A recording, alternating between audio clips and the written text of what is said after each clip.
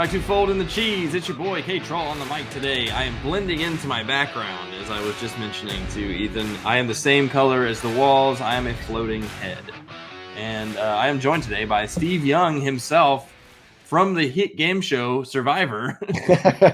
Ethan Gelfand, what's up? Nothing much, Mandy. So you're blending in. I'm a combo. So Steve Young, love him to death. 49ers also crushed last week. Surviving because we're starting to enter playoff season. I guess you could say you're surviving because you're blending in. It's like you got your own camo. So Camouflage is a form of survival. Absolutely. Exactly. I mean, think of the Hunger Games. Even though you haven't seen the Hunger Games, as your only thing. Isn't there a bow and arrow? I have seen Hunger Games. Okay. I just only remember that there's a bow and arrow. Okay. People are hungry. That's all I remember. That's all I remembered. Well, you don't remember PETA or PETA. Anyway, the boy, he's good at cake decorating, and so he was able to camouflage himself by painting himself as like a rock or a tree. So maybe you're just taking that approach. Yep. Tribute. I remember that. Tribute. Now you're just saying keywords. I'm just saying words that pop into my mind. Also a great Tenacious D song. Okay. Who is touring? I saw them in concert a couple months ago. That's right. Great time. Really at the Lime Rock Arena or whatever. Yeah, Lime Rock, basically. Yes. It is. It's like a quarry. It's a rock quarry. Yeah. Yeah, that's a pretty cool venue. I like it. Yeah, you've been there. We saw Third Eye Blind there. Third Eye Blind. We saw Third Eye Blind and Silver Sun Pickups, I think, right? Or who was it? Who was it that opened for them? Some random bands. It's funny when you go to those concerts, and we've talked about this before, but like it's like these 90s throwback bands. And so some of the people show up to the concert for the openers because they're like hardcore fans of these random openers from the 90s. And like we had seats like kind of down in the pit, so we were kind of close. And you these were people moshing it up absolutely crazy for this band that I didn't know any of their songs. These people are going nuts. They're dressing in these sailor hats. Like that was the thing. And they're like, ah, no, no. And then Third Eye Blind comes on. They all just sit down. They just leave. We're out. Like, I think the drugs just kind of finally kicked in. They're just like, timed it perfectly. I feel like I've had a resurgence of 90s bands. Earlier this summer, I went and see OAR here in Michigan. Remember them? Crazy Game of Poker. So, yeah, Crazy Game of Poker. Yep. I don't remember who opened for them either, but this one was a different so it's at this place called Frederick Meyer Gardens, which is a spectacular place, but they have their own amphitheater. So there is some actual like stadium seating in the back. This is like the VIP section, but then it's also just like a big old grassy hill. So you bring your own chairs and all that. Yeah. But it was a pretty cool venue. It was a good time. I actually saw OAR as well this summer, but not as a headliner. They opened. They either opened for Tenacious D. I don't think it was them, or they opened for somebody else that I went to go see. I can't remember who it was now. Okay. But yeah, I saw OAR as well. Crazy Game Poker. I was like, nice. Did they throw cards in the air? Because they did that at ours. Not that I remember. People were just blasting out playing cards. Not that I remember. Okay, fair. Yeah. Well, fun fact, saw them at our time at Wake Forest at a dive bar in Winston-Salem. That's true. They came to campus, didn't they? Didn't they play in the? I thought they played in Wake Chapel. All I remember them. We went. It had to have been my senior year because otherwise I would not have been allowed in a bar. Clearly, this face would not be good for a fake ID. But yeah, I just remember seeing them in a bar. It was weird. Yeah, they came to Wake Chapel. I think my freshman year, and I didn't go. And because I don't know, I didn't do anything fun ever. Even if it's right outside your front door. Yeah. Right outside my door, and I was like, you had to get tickets. Like I didn't get whatever. I'm not gonna go. I was too busy signing up for credit cards and getting free T-shirts. That was. I didn't have any money. That's why I have so much Red Sox paraphernalia, just because I did the exact. My buddies and I would literally just have a racket of going to each of the different tables that had different, giveaways. So I have towels, hats, bobbleheads. They're great. Don't you, when you give your phone number to these people, you change like one digit? You can't. I don't know. When I'm in that mode, I'm not. I can't possibly think of like a totally random number. So I'm like 5932827 555. Yeah, 5551212. Well, no, see, I don't know. Maybe in Greenville, Illinois, is a little lower, or I guess it would have been awake. But here you had to give your social security number. Oh, I definitely wouldn't. I wouldn't have even known that, honestly, in high school, college. Wouldn't have even known it. Wouldn't have known it. I'd have been like, perfect. You could have given out any numbers. Like, 700. Is it 22? Yeah, I'm pretty sure it's 22. They're like, and no, that's it. I was the 22nd person in this world. Yeah, that was me. It was me. 22. So yeah. Anyway, Fun fact. my kids are going to have a very different experience when they get to college, I think. True. Going back to social security numbers, let's just give out people's identities. Fun fact, Brady's starts as James Bond. It's 007. I thought that was super cool. That is super cool. Yeah. Wow. In the hospital, I'm like, awesome. Nice. I have no idea what my kids are either. But I don't know. It's written somewhere, but 007, I would remember that. Yeah, I remember that. Pretty sweet. Okay, so there we go. I don't even know how we got there, but started with Steve Young and surviving, and then Hunger Games, and then worked our way to signing up for fake credit cards in college and OAR concerts. Oh, tribute! I said tribute. Tribute. I was like, we're getting there. We're so close. We worked our way there. We're going to talk about football as well. Oh, look at the time. It's time to go, though. Okay, it's been a great episode. So you did mention it. You kind of buried the lead a little bit. The playoffs are upon us. They are close. Yes. They're either this week or next week, depending on your league structure and your playoff structure. And I have some very sad news to report about our league. I will not be participating in the playoffs. Yes. I am boycotting the playoffs. You are boycotting because you're not. I am boycotting them out of out of poor performance. So you're going to be the Florida State Seminoles when they don't take the field against the Bulldogs. But well, no. So unfortunately, so we talked about it last episode. You and I are playing each other this past weekend to keep your playoff hopes alive. Obviously, you needed to beat me. We had one of the turdiest turd fests of matchups this week. It was pretty sad. Your team ended up doing okay by the end. It started off really bad. Started off real bad. But my team started off the worst. The worst of the year for me, far and away. You ended up with what? 59 points. 2 people had donuts. So you had 2 donuts with Tank Dell, obviously a terrible injury. That sucks for him. Great rookie year. And then Hollywood Brown gave you a donut, battling heel issues. He had a heel injury all week, and they're like, he's cleared to go. He's good to go. And he played the whole first half. It's not like he was injured immediately, like Tank Dell was injured immediately. Yeah. No, he was injured in the second half. He's been such a hard player to figure out this year. I'm just going to say that. All the potential in the world. He's the number 1 guy. He had 4 weeks in a row. Week 2, 3, 4, 5. Here are his point totals. 17.4, 17.1, 16.6, 16.1. So technically we're going down. But technically going like this. I mean, and then after that, there were 2 weeks he had double digits, and every other one was 0 up to 0 to 8 points. I mean, it's just I don't know. And then Kyler came back, and I was like, all right, unlocked. Here we go. Here we go. Didn't really happen. So Josh Dobbs, that was it. Josh Dobbs was his guy. Frustrating with him. So yes, unfortunately for you, and then obviously you ran into the whole Jonathan Taylor thing, as we talked about. Zach Moss didn't do great. I picked him up, and you were cursing my name for that. He didn't have a great game, but I was fortunate enough to have Alvin Kamara, who basically carried my team. He had 28 points against the Lions, and so unfortunately for you, my man, I'm sorry, but your flame has been extinguished. You have been voted. Thanks, Probst. This team is not worthy. This team has not been worthy all year, and it's really sad because, as I said, at times I felt like this was as talented of a team as anybody had. And there were weeks where I was putting up hella points, but you got to string it together more than 4 or 5 weeks per season. You gotta have some consistency there, and I just did not at all. Yeah.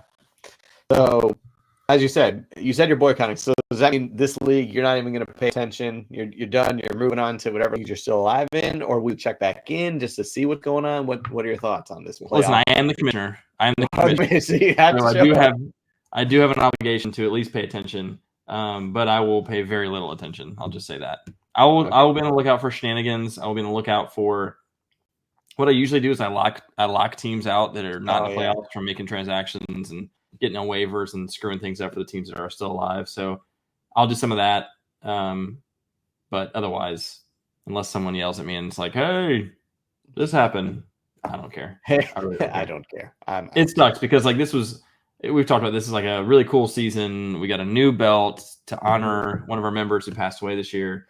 and I was really, really, really gunning for this, and really frustrating to not even have a chance, not even close. You know, But it's all right. It's all right. It happens. It's the fantasy, shenanigans. This is what goes on, and this is why. And I swear to God, I literally do this every year. There are times where fantasy is like some of the best things ever. The draft is always so much fun. The lead up, even like into week one, and then just as the games approach, you're just getting pumped, just looking at the matchups, like, "Ooh, this guy's going to do great," and it's just so fulfilling. It just so lifts you up. But then as soon as the games play, like, why do I fucking do this I hate this so Yeah. like every year, every Sunday, I'm so jazzed at 12 o'clock, and then by 1:30, I am so mad. It's almost gotten to the point where I can't watch games live where I have my guys, because I'm like, if I watch them, they don't do well. And I just have to wait until the game's over and just see what happened, because otherwise I'll just be for 4 hours just be angry and pissed off. Like, he's what? Just throw it to him. Like, I was watching. Catch the ball, you idiot. It was 2 weeks ago when the Seahawks were playing, I think the Cowboys, or maybe it was last week. They're playing the Cowboys. I'm playing against you, and I'm watching for Tyler Lockett. And it was the second to last drive. He had like a very mediocre game up until this point. He is running this little out route across the middle, wide open. Gino throws it at him. He's like maybe a hair behind him, hits him in both his hands. If he catches this thing, it's a 60-yard touchdown. I'm like 13 points. Great. He drops the ball. Like, he's trying to catch it. He falls down. And so then I'm just like pissed off for 3 straight days because that was a Thursday night game. Thursday night game. Yeah. You're just like, freaking Tyler Lockett. Tyler Lockett, damn it. He's gonna lose me to Kemper because he can't hold on to a sure touchdown. So yeah, I've been watching Patrick Mahomes all season and just being like, no one can catch. I need to trade him. So we're gonna flip leagues real quick. So you're talking about Patrick Mahomes. You have him in our dynasty league. Yep. Is that a realistic comment you just made? Are you honestly thinking potentially like, maybe I should just get rid of this guy? I would listen to someone if they had a really compelling offer. I would listen. But you're not thinking, hey, I should probably dump him. But if someone threw you an offer, you'd look at it. I would look at anything. I would always look at anything. I would look at anything. He's not untradeable. I'll just say that. Browning, Patrick Mahomes, sign it, book it, do it. Done. All right, done. Yeah, no, I think he's like, I have full faith that he's incredible. He's still the best quarterback in the league, I think, no matter what. And I just, you can't overcome people dropping passes that are thrown directly at them. And so they've got to get better receivers. They've got to draft another receiver, probably in the first round. They've got to hit free agency. They need to go after T. Higgins and bring him in. Like, there are going to be some Michael Pittman's going to be a free agent as well. Like, there are going to be some guys this season that are available. Wide receivers. They need to go get some guys. I don't care, Tyler Boyd. I don't care who it is. Go get someone who can catch the ball and put them in that system, because it cannot just be Kelsey all the time. And I like Rashee Rice. I think Rashee Rice is really solid. I'm out on Sky Moore. Get rid of him. Justin Watson, get rid of him. MVS. Why is he in the NFL? Like, Mecole Hardman, get special teams. Get rid of all of those dudes. All right. Rashee Rice, I'm solid with him, and build around it. Yeah. I'm really nervous about kind of what they're going to do in this offseason, because that's probably their onest area of weakness. I'm a child. Their most glaring weakness is wide receiver. So the fact that that's literally the only thing they have to focus on, because their defense has been solid. I mean, everything else, Pacheco's, emerging as, he can be the guy. So it's scary that they're a wide receiver or two away from just being completely dominant. So it's scary. I'm not happy about what they're going to be potentially doing in the offseason. Yep. I don't know what their cash money. I don't know what their money situation is, where they've like. See, you just did to me. I don't know what their cash money is. Cash money is a real phrase, though. Oneist is not a word. Oneist is a word if you're 6. So if you're 6, ask my children. Like, my kids say gooder, and I'm like, yep, okay.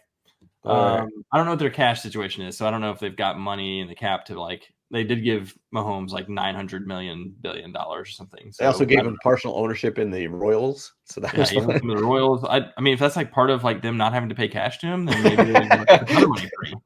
The Royals are going to pay you to own part of them, and we don't have to pay you anything. I like where this is going. That would be spectacular if you somehow had a deal with another Like a major league conglomerate of team. teams Just, working hey, together. give us, Baseball doesn't have a salary cap. They can pay Patrick they can pay Mahomes. for him. He'll The play Royals have NFL for signed $1. Patrick Mahomes to a $1 billion contract. I mean, he was a baseball player, so the Royals could be like, well, he's in our farm system. He's we're just paying him $900 million to play in our farm system, and the Chiefs are paying him $150. About 325, or was it 360? What was the South 350. Park? 350. That was it. 350. Okay, so we look that goddamn Loch Ness monster in the face. I need about 350. It was about that time that I realized this Girl Scout was a goddamn Loch Ness monster. Well played. That's a very old reference. I only had the 350 and Loch Ness. The fact you went with the Girl Scout, well played. Yeah. So real quick, I'm home. So you're not actively shopping him, but if someone gave you an offer, you check it out and potentially maybe rework it, counter all that jazz. But you're not actively shopping him. Fair. I would counter deal. If someone gave me like another elite quarterback and something, I would consider it. If it was like an elite quarterback and a young receiver, or elite quarterback and maybe even a pick, I would consider it. So since we're on the fact of talking about Dynasty, and we can bring you better news since you're unfortunately knocked out of the playoffs in our league, let's talk a little bit about Dynasty, build you up a little bit there. As we are heading into the playoffs, we got one more week. So I'm going to jump to me first because it's not all about you, Kemper. But I am in a funny situation. So my team has been dog crap the entire year. Burrow was my number one overall pick because it's, you're drafting quarterbacks. He was hurt a lot, not great, and out for the season. So my team has just been bad overall. But I've made a shrewd move.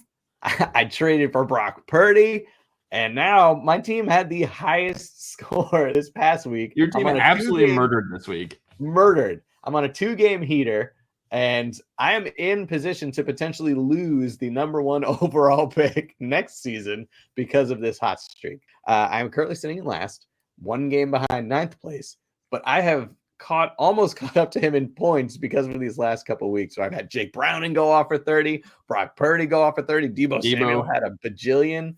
So anyway, I'm in a funky situation. Kyren Williams. Yep. So I'm in a funky situation where, it's nice to win, but I almost don't want to win because I want to get that number one pick. I'm guaranteed the first or second pick. So I think you absolutely don't want to win. I know, but I'm not going to like integrity, like you have to field the roster that. And as I texted you earlier this week, I was like, no, let's keep them right. Get them feeling good heading into next season. I want them to feel that confidence boost. They need to know what winning feels like. You're changing the culture of your team is what you're doing. That's what you do. You come in and you change culture, even though I started the culture, but we're teammates. So anyway, let's talk about your team because you are in a much more enviable situation. You are currently sitting in 3rd. Top 6 make the playoffs. And so what you got going there? Yeah, so top 3 in points get paid out as well. And I've got the number 2 in points. And I'd say it's locked up. It's pretty locked up. Ricky is still hanging in there, and he's about 55 points behind me. At this point, I've had a couple of good weeks in a row, and he had a dud. So, as long as I don't totally shit the bed, I should lock up the number 2 in points. But I really want to hang on to this number 3 spot because the way the bracket's going to play out. The 6th seed is going to be trash. There are 2 teams vying for the 6th seed. They're both garbage. I want to play one of them in the first round, and then I want to play the 2 seed. Yeah, who I'm actually playing this week. I don't want to play Brent, who's in the number 1 spot. His team is unreal, and I'd rather play him in the championship and take a swing. See if you can take him out. Anything can happen. But so yeah, I'm really hoping to hang on to this 3 spot right now. But I'm playing the number 2 team this week. I was gonna say. So with that being said, you're playing the number 2 team. Are you trying to actively lose this game because if do you have a chance? I can't pass him.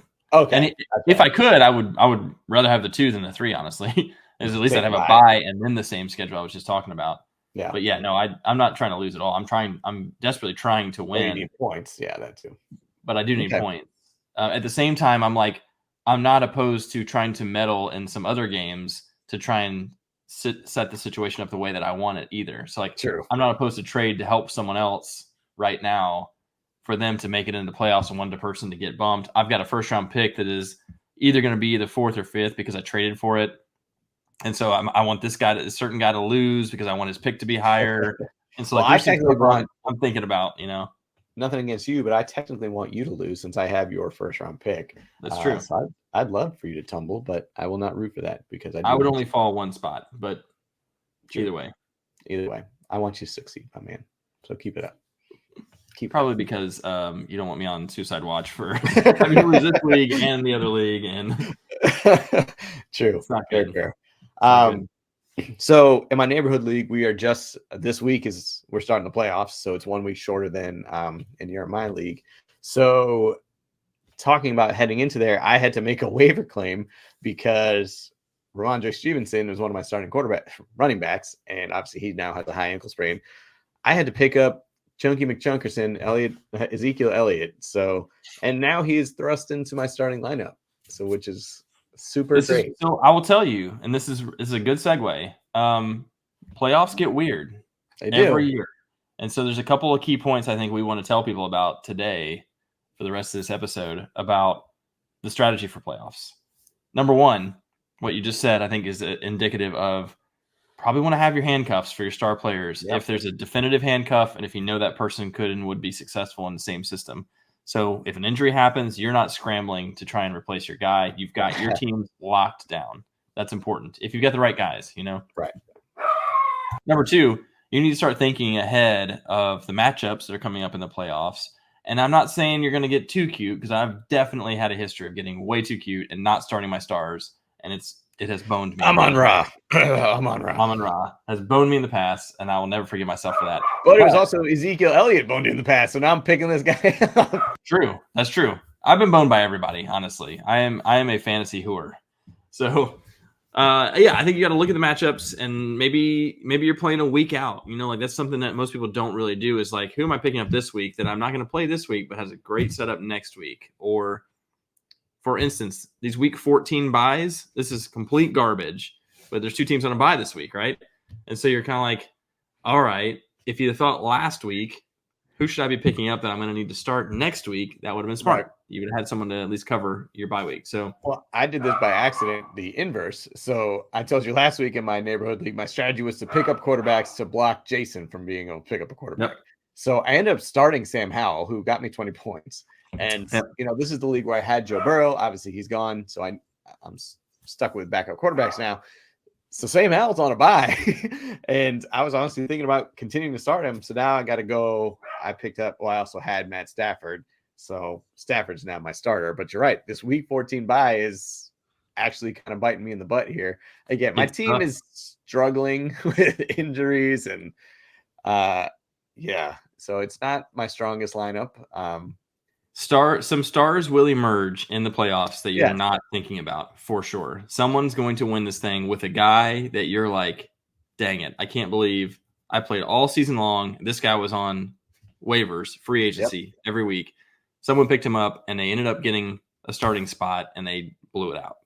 Well, honestly, like the X factor is on my team right now is Zach Moss because, Taylor's out for the foreseeable future with our playoffs starting this week. He's probably, if I'm fortunate enough to win 1, 2, 3, he's going to be playing all those 3 weeks. So he could be the guy. He could be that guy exactly who you're talking about, where he's now handling the load. He is the go-to guy. No one behind him. He could be the guy to carry it for me. Weirdly enough, if the Patriots can find some semblance of an offense, it could be a Zeke to get me a 15 to 20 burger one time. Those are, as you said, those are your wild cards. It's not it, and that's what makes the playoffs so crazy, and especially this late in the season. No one's fresh, no one's not hurt, and you get these crazy stories of big games coming out of people you did not expect. And I think with the quarterback carousel, it's even more unpredictable because you've seen how many times where a second string guy comes in and he's got his guys. All of a sudden, guys that were active on the roster and were playing just weren't producing. All of a sudden, they're getting all the looks because they've just got better chemistry. Mm-hmm. Joe Flacco was peppering Elijah Moore with targets. For the Browns, and you're like, Elijah Moore started the season. Everyone was like really hyped on him getting that trade, and they're like, okay, this is going to be awesome. He's going to be this great flex PPR monster, slot machine, whatever. Never really connected with Deshaun Watson, and now here we are, week 14, week 13. He's getting all these looks from Flacco, and you're like, well, shoot, he's viable now. What's going to happen in Jacksonville. That Washington kid came in when Christian Kirk got hurt, and all of a sudden he was getting peppered with targets, and you got C.J. Beathard in there, and in his few drives, I saw a lot of Evan Ingram. Why is it not Calvin Ridley, who is on my? It certainly should be. It certainly should be, and I've got him in another league, and I'm feeling you there for sure. Is he just betting his under on receptions? I mean, come on, God damn it! Too soon. Come on, too soon. Not too soon. Devontae Parker is another name that I think is kind of interesting. It's like Zappy's in here. He's going to sling it. Devontae Parker's healthy. All of a sudden, they don't have a whole lot else. Demario Douglas. They don't have a whole lot. Like, I don't know who else you're going to throw it to. So Ezekiel Elliott. Parker has a weird run. Yeah, it's true. It's really not necessarily all the guys you drafted and been riding all year. It's nitty gritty. So real quick, so obviously my league in this neighborhood is starting this week. What are your thoughts? Is this too early? Again, because you don't want to have it go too late into the season where people are resting their stars and their starters because of real playoffs. So is this too early of a week, or is it right on? I feel like this is a late bye week. It's a super late bye week. The NFL boned everybody. The NFL needs to pay more attention to fantasy.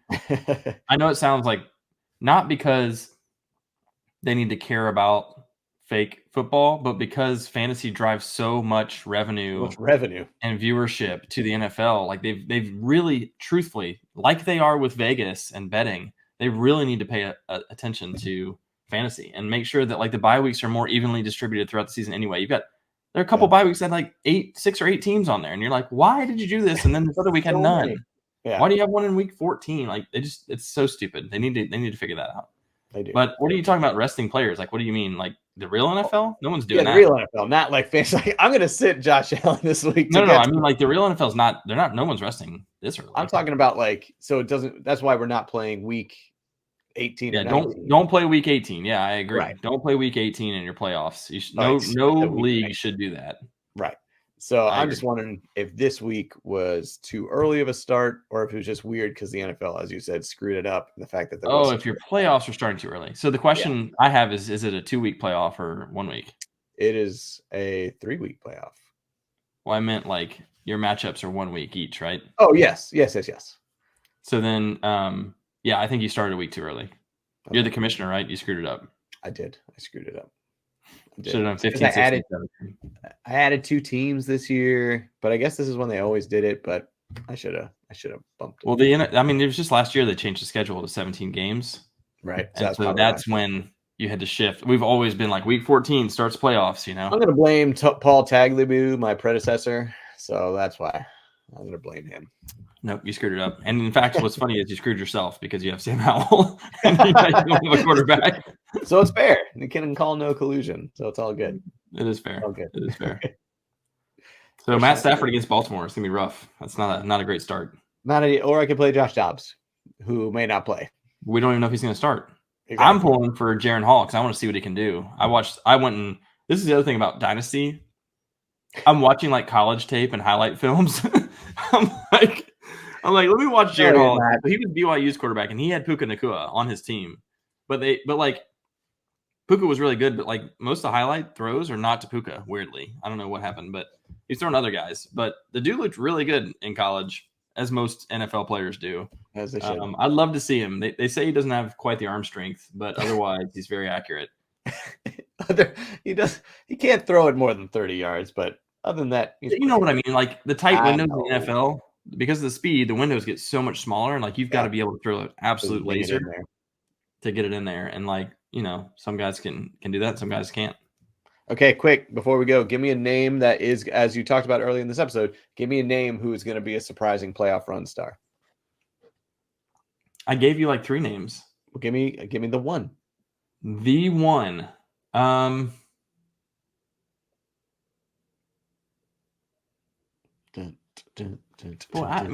I truthfully think it could be a rookie. So I'm just going to say Jackson Smith and Jigba. Ooh, okay. I think it's oftentimes the rookie that comes out of nowhere, but like really turns it on toward the end of the season.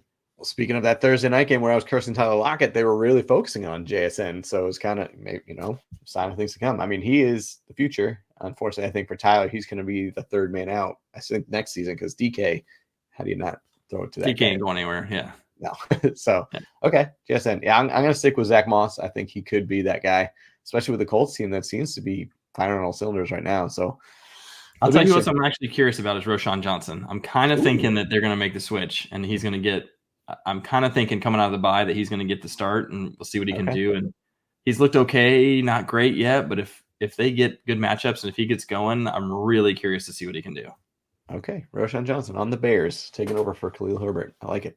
All right, man. Well, sorry that you have officially been eliminated in our league, but good luck in Dynasty. I know you're doing real well there, even though if you're shopping Patrick Mahomes, that's right. Everyone, you heard it here first. He is shopping. Not Patrick shopping. Mahomes. He is in the cart. So he's in the cart, checking out. So hey, stick with us. We've still got a couple more weeks of said fantasy season. We will still be coming at you with some great stuff, just to be updating on the playoffs and these hidden studs that we think are going to make runs. So until next time, keep on holding. Hold it.